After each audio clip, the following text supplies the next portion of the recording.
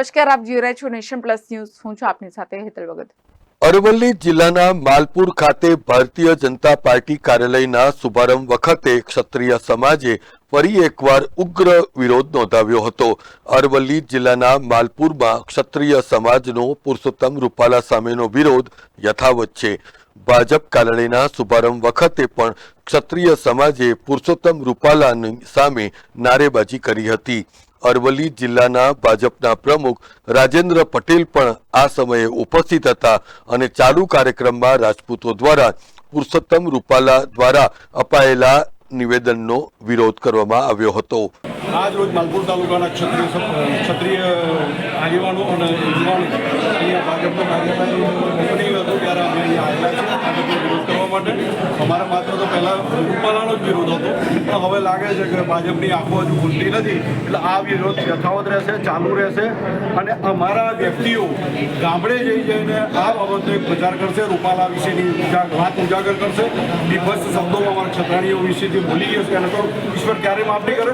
હવે એનો ઇતિહાસ એ તો હવે ગવા છે કે રાજપૂતો કોણ હતા કોઈને કહેવાની જરૂર નથી, કારણ કે અમે અમારી રીતના નિશ્ચિત રીતના કામ કરીએ છીએ. દરેક ગામની અંદર અમે ભાઈચારા કરીએ છીએ. છત્રીસે જોડે ચાલવાવાળા અમે છીએ.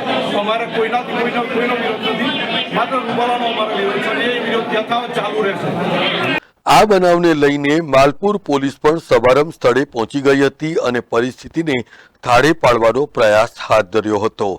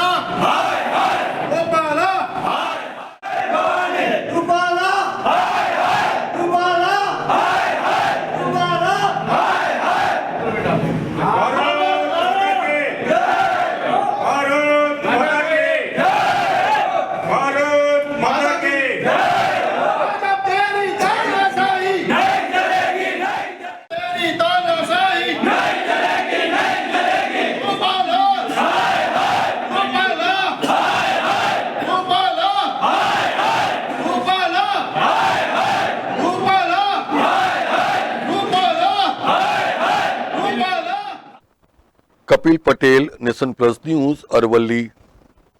સમાચારોના સતત અપડેટ માટે નેશન પ્લસ ન્યૂઝના યુટ્યુબ ચેનલને સબસ્ક્રાઇબ કરો, બેલ આઇકન દબાવો અને ફોલો કરો ઇન્સ્ટાગ્રામ, ફેસબુક અને ટ્વિટર પર.